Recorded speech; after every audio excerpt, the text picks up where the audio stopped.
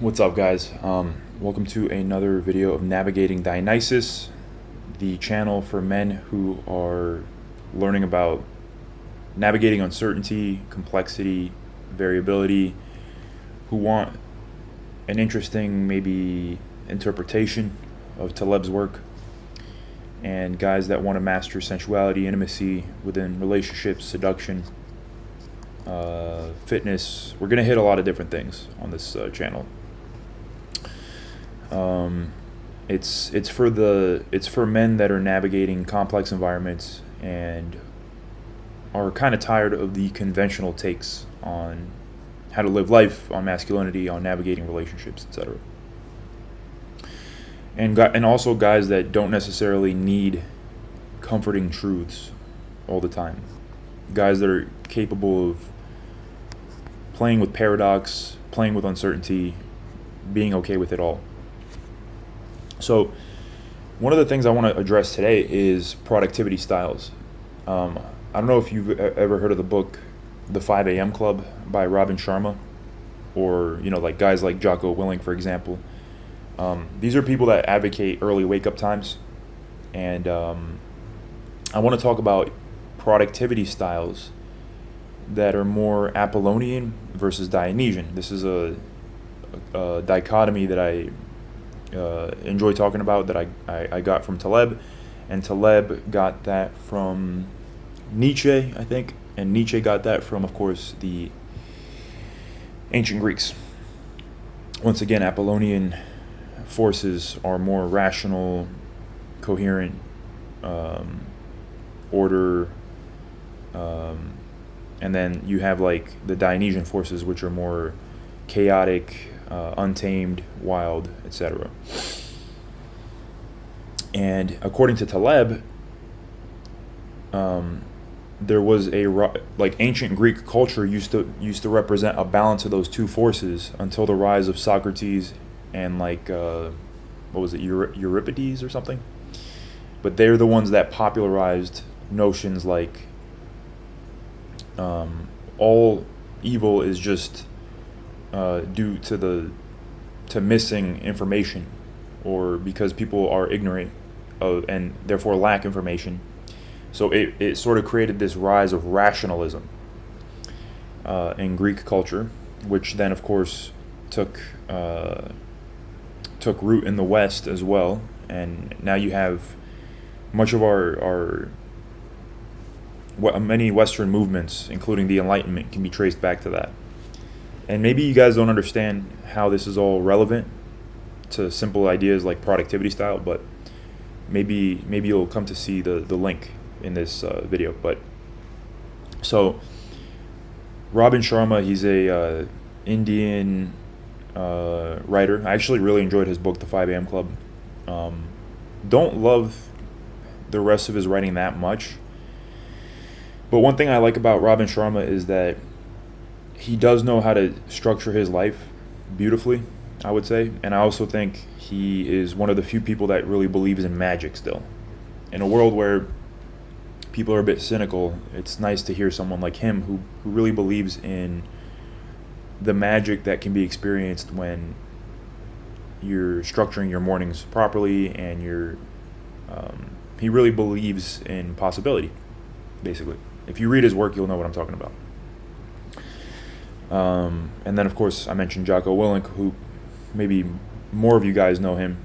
And yeah, he's a big advocate for like 4:30 in the morning wake-ups. And that's something I've had a lot of experience with myself over the past few years.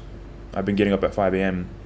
quite commonly. I go through cycles, you could say, that are more early.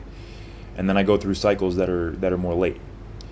And in a way, that represents the Dionysian and the Apollonian. When I'm in a more Apollonian phase, I get up, at 4 or 5 a.m., 6 a.m., 7 a.m. I'm consistent. I cut out the booze. I cut out a lot of different things. And I read more. I go to sleep earlier. I eat cleaner, and things go well. But then what ends up happening a lot of times is the stagnation. The decreased social and dating exposure when you go to sleep at fucking 9 o'clock, right? Yeah, your productivity often goes up. Like, you're more productive at work. Your mood is more stable. You're getting better sleep and things like that. But as a single man in his 30s or 20s, that's a tough one. Not a lot of guys are willing to sacrifice, fun, social exposure, dating exposure, etc. But it is really powerful, and there's something magical about getting up early. There just is. It does definitely give you a psychological edge. And then you have the Dionysian side. So in the book Fooled by Randomness, there's a great section about where Taleb makes a distinction between his two former bosses. One was this crazy, moody Frenchman who was also a philanderer and would come to work at like rarely before noon, and stuff like that. And then you had this other guy who was like, the type of guy to play golf on Saturdays and do a barbecue with his brother-in-law on Sundays and coach the Little League game and clean cut and everything and always early and all this kind of stuff. And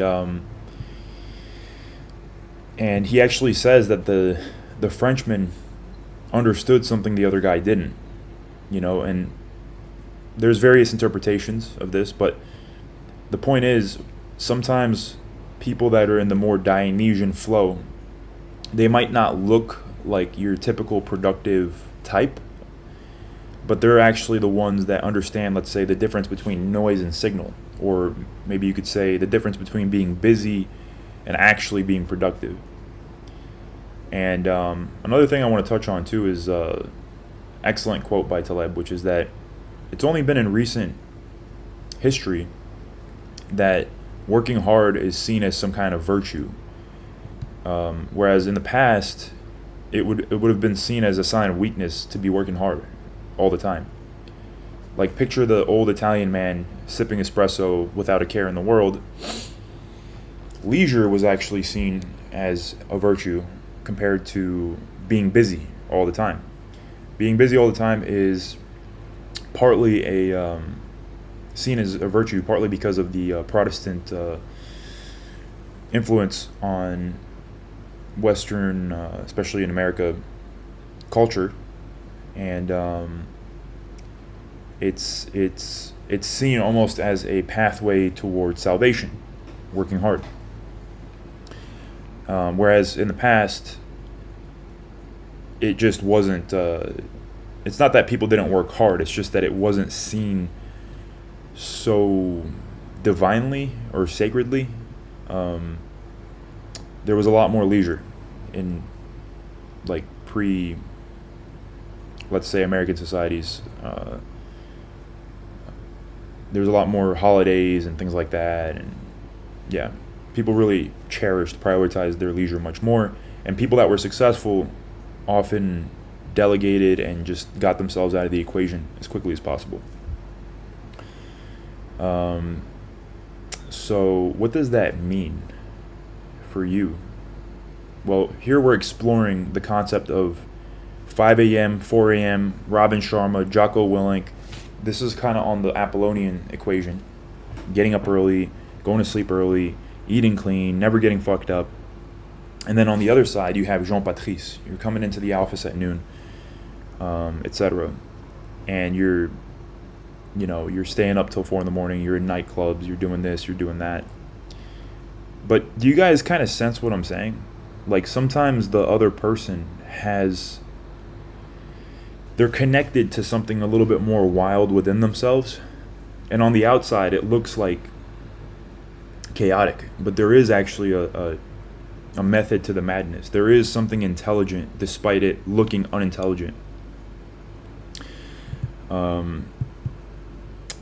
And sometimes when I'm getting up like real early and stuff, I can get real analytical, it takes me a long time to finally take action because I'm really thinking things through, and that's fine. There's a time for that.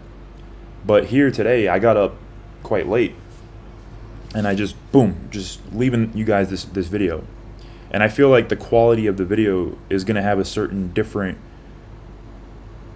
or I should have said, the video is going to have a certain different kind of quality because it's coming straight from like the core of me, a little bit of chaos, but it's less inhibited.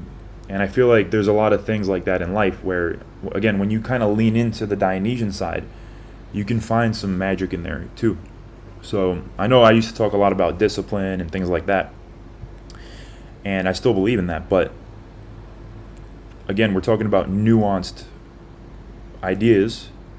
So my question would be to you guys, have you ever had a very productive time in your life when you were simultaneously not in such a structured routine, where you weren't so anal about it all, where it almost flowed naturally out of your being, while you were having fun and being a bit self-indulgent? Or do you only feel at ease with yourself when everything is structured, everything's part of routine, etc.? And again, this is something I like to explore as something you practice cyclically. That's how I'm trying to apply it.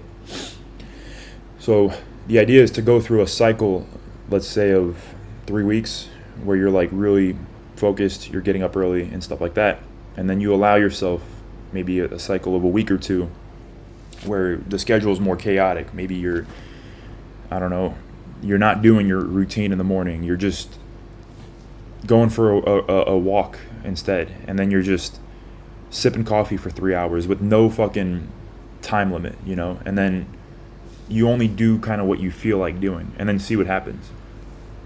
And sometimes, when you allow yourself that kind of uninhibited, Dionysian, untamed style of operating, you'll be surprised at what emerges.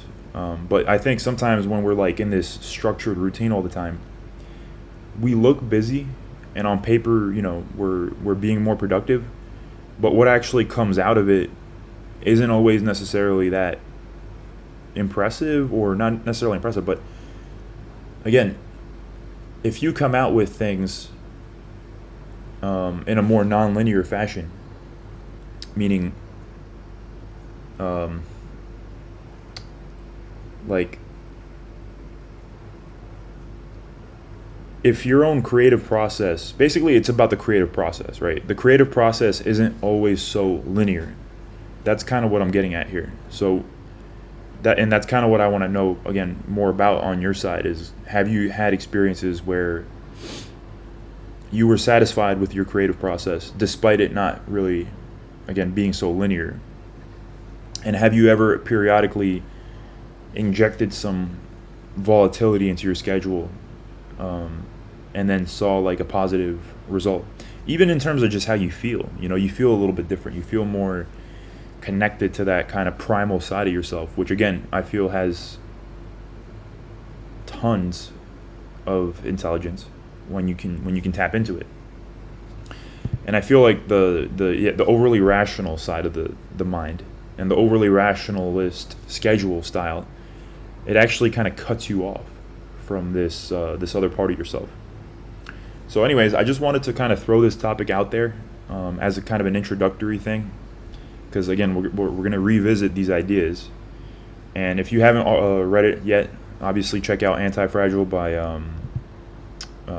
Nassim Taleb, as well as Fooled by Randomness. Those are 2 books right now that really talk about those concepts, but they all kind of talk about those concepts. But in Anti-Fragile, you have Fat Tony and Nero, which is kind of the 2 characters that represent the Apollonian and the Dionysian. Fooled by Randomness, you also have Nero. Can't remember if Fat Tony's in there, but you have Jean Patrice and Kenny, which kind of represent those 2 things. So yeah, let me know what you guys think of this topic. I really enjoy when we're talking about productivity styles. Those are 2 forces that I see as essential to understand if you're going to have a more nuanced take on productivity. Unless you're just addicted to the American self-help, I don't know, Brian Tracy, fucking, this kind of stuff. What's his name? Zim Zimmers? No. He has like a weird name with a Z. He's like a self-help guru from like the 20th century. Yeah, but I'm just saying there's a lot more nuanced takes, and not everybody has this kind of highly linear productivity style. There's a lot of different productivity styles.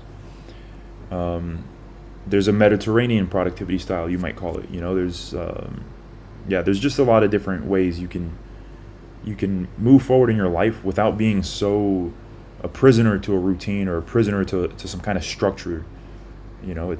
I've been there before, and I'm kind of addressing that because I've had guys, we've done coaching calls, and guys are so like anal about everything, and they're so mad at themselves for not like, constantly being on some fucking routine, and it's just like, damn, it's I've been there before, and it's tough. It's tough to snap out of that mentality. And some people can't snap out of it because, maybe they have to be on a routine because maybe they don't have the luxury of being as flexible as some of us might be, right? And depends on which phase of life you're in. If maybe you're in college, it's one thing. If you already have your own business, it could be a different style. So it's just, you got to be pragmatic, but I've seen guys overdo it a lot. Especially guys that like this kind of content, especially with my previous name, Spartan ownership. It's all about being a Spartan, being fucking kind of rigid and like disciplined and all this kind of stuff, which was an important, almost Apollonian phase, you could say. But now navigating Dionysus is obviously about expanding all that and being able to see life more cyclically rather than so linearly. Hope you guys enjoyed this little rant on different productivity styles. Peace.